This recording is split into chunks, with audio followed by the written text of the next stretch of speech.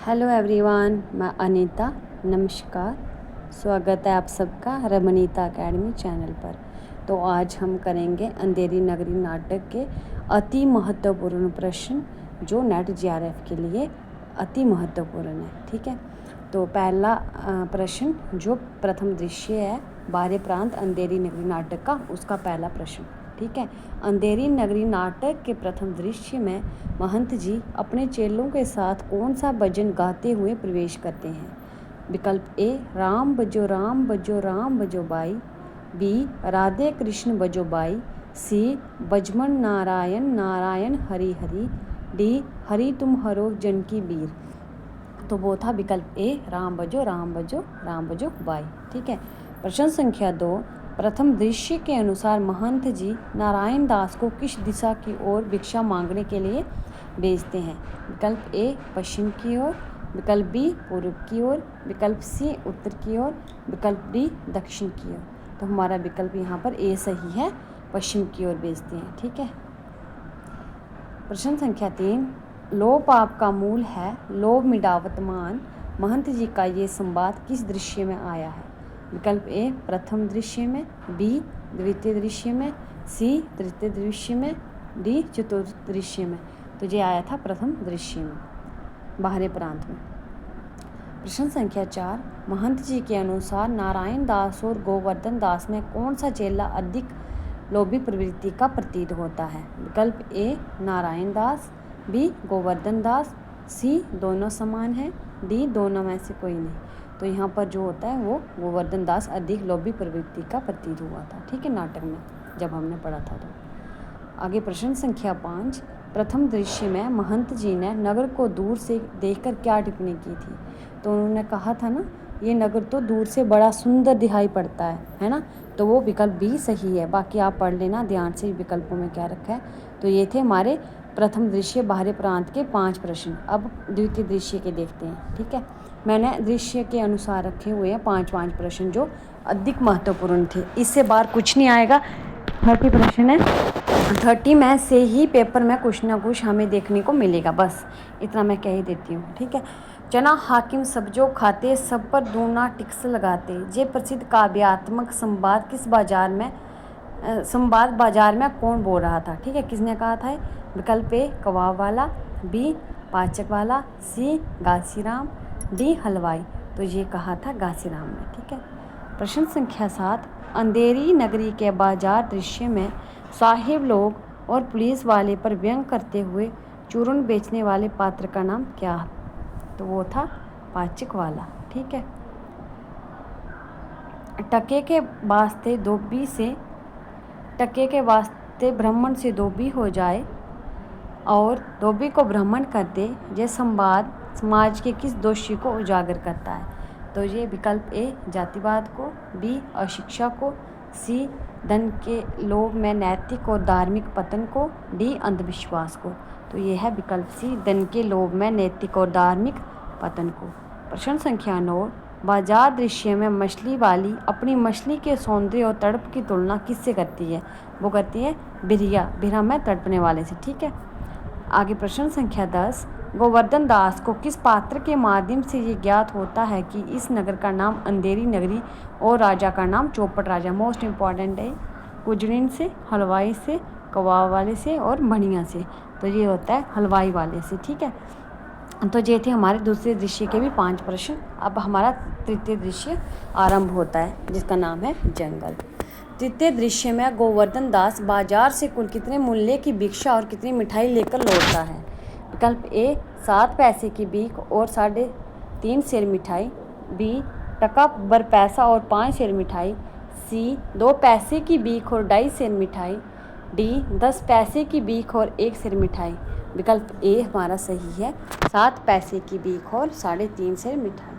प्रश्न संख्या 12, सेद सब एक से, जहाँ कपूर कपास, ऐसे देश कुदेश में कबहो ना कीजिए बास, ये दोहा महंत जी अपने महंत जी किस दृश्य में गाते हैं? ठीक है, तो यहाँ पर हमारा विकल्प हो जाता है विकल्प बी तृतीय दृश्य में। ठीक है, कहाँ? तृतीय दृश्य में। आगे कोकिला 22 एक सम पंडित मूर्ख एका। इस पंक्ति में 22 शब्द का क्या अर्थ है? विकल्प ए बगुला, बी कौवा, सी तोता, डी कबूतर। तो यहाँ पर किस इसका अर्थ 22 का अर्थ यहाँ पर क्या था? कौवा। ठीक है, ये ध्यान में रखना है। ये आया है हमें, पंक्ति आई है ना ये। आगे तृतीय दृश्य ये पंक्ति है ये। आगे प्रश्न संख्या 14, जब महंत जी अंधेरी नगरी को छोड़ने का निर्णय लेते हैं तो गोवर्धन दास वहाँ रुकना क्यों चाहता है? राजा की सेवा करने के लिए, नारायण दास से दुश्मनी के लिए, सस्ते भोजन और मिठाई के कारण, वहाँ की प्राकृतिक सुंदरता के कारण। तो ये तो सबको ही पता है, सस्ते भोजन और मिठाई के लोभ के कारण। ठीक है, अभी हमारा प्रश्न संख्या 15 है। तृतीय दृश्य के अंत में महंत जी जाते जाते गोवर्धन दास से क्या कहकर जाते हैं? क्या कहा था उन्होंने? अब तुम मेरे चेले नहीं हो, कभी संकट पड़े तो हमारा नाम स्मरण करना, तुम यहीं रहकर राजा बन जाओ, नारायण दास को भी यहीं बुला लो। तो उन्होंने कहा था कभी संकट पड़े तो हमारा नाम स्मरण करना। ठीक है, जाते जाते ये कहा था। अब हमारा चतुर्थ दृश्य यहाँ से आरंभ होता है, राजसभा। उसका पहला प्रश्न, चतुर्थ दृश्य में राजा मदिरा के नशे में चिल्लाकर किस काल्पनिक नाम से डर जाता है? ठीक है, तो वो जब देखो शूर्पणखा का नाम बोला था तो वो डर गया था। तो आप विकल्प देख लेना, बाकी मैंने सीधा उत्तर बता दिया आपको। अब प्रश्न संख्या 17 हमारा, राजसभा में फरियादी राजा के सामने क्या न्याय मांगने आता है? क्या बोलता है वो? उसकी गाय चोरी हो गई है, कल्लू बनिया की दीवार गिरने से उसकी बकरी दबकर मर गई है, हलवाई ने उसे कम मिठाई दी, कोतवाल ने उस पर टैक्स लगा दिया। तो ये तो आपको पता ही है, कल्लू बनिया की दीवार गिरने से उसकी बकरी मर गई। अब 18 महत्वपूर्ण, अति महत्वपूर्ण है, राजा के दरबार में दोष मरने का सही क्रम क्या था? तो जो सही क्रम था, सबसे पहले कौन आया था? कल्लू बनिया, कारीगर, चूने वाला, बिश्ती, कसाई, गडेरिया या कोतवाल। तो यहाँ पर हमारा विकल्प कौन सा सही है? पहले कल्लू बनिया आया था, फिर कारीगर आया था, फिर चूने वाला आया था, फिर बिश्ती आया था, फिर कसाई, फिर गडेरिया, फिर अंत में कोतवाल। ठीक है, तो ये आपने ध्यान रखना, ऐसे अंत में क से कल्लू पहले, मतलब स्टार्टिंग में भी क से हुआ, कल्लू बनिया से हो तो पता ही है, पहले वो दीवार फरियाद लेके आया था, फिर अंत में कोतवाल, बाकी बीच में बन जाएंगे हमारे फिर। ठीक है, 19 प्रश्न संख्या 19, कसाई ने बड़ी मशक क्यों बनाई थी जिसके कारण चूने में पानी ज़्यादा पड़ गया था? क्यों बनाई थी उसने? क्योंकि राजा का हुक्म था, क्योंकि गडेरिया ने उसे बड़ी भेड़ बेच दी थी, क्योंकि बिश्ती ने उसे रिश्वत दी थी, क्योंकि वह ज़्यादा पानी भरना चाहता था। तो हमें पता चल गया है क्योंकि गडेरिया ने उसे बड़ी भेड़ बेच दी थी। अब चतुर्थ दृश्य के अंत में राजा किसे फांसी देने का हुक्म सुनाकर दरबार बर्खास्त करता है? किसको बोला था उन्होंने?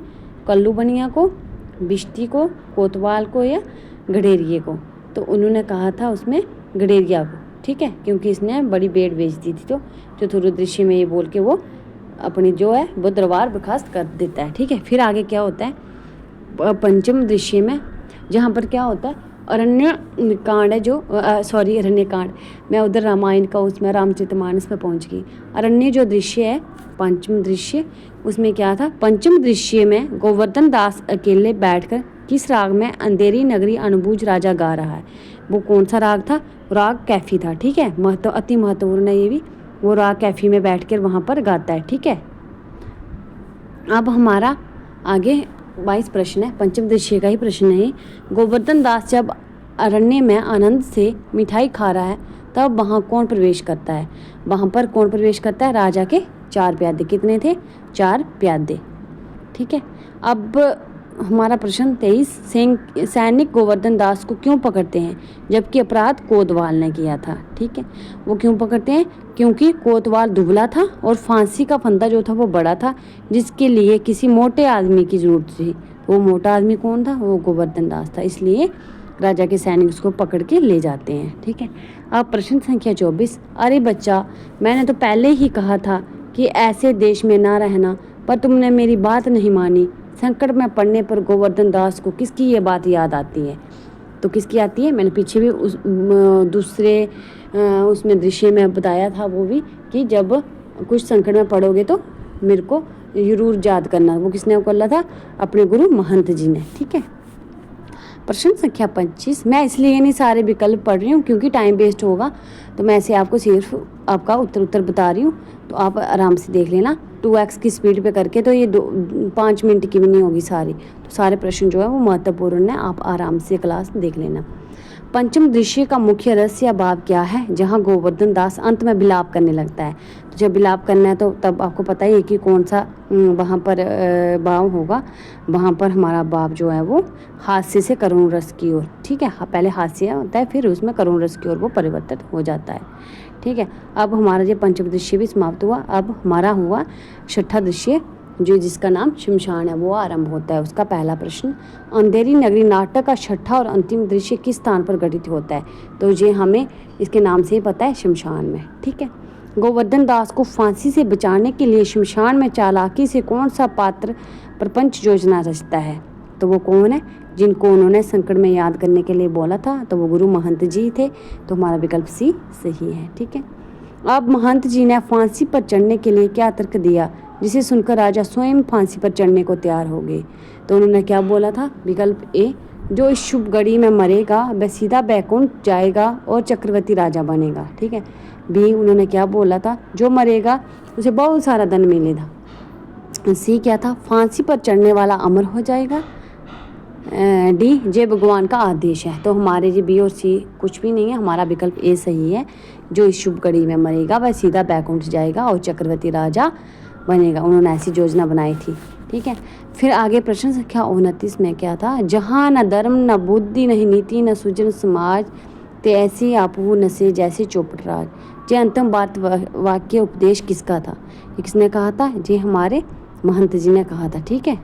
विकल्प सी सही है, ठीक है, प्रश्न संख्या 29 का। हमारा अंतिम प्रश्न है, भारतेंदु हरिश्चंद्र कृत अंधेर नगरी नाटक का अंत किस रूप में हुआ था? तो अंत कैसा था उसका? दुखांत, भी सुखांत और अत्याचारी, मूर्ख शासन का स्वतः अंत जो प्रहसन शैली में, सी अनिश्चित अंत, डी युद्ध के साथ अंत।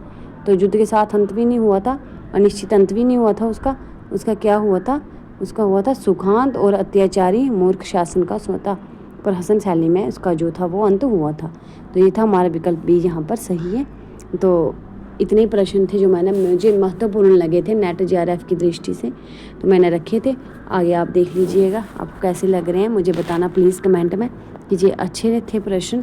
प्लीज़ क्लास को लाइक और शेयर और कमेंट भी ज़रूर करना। धन्यवाद।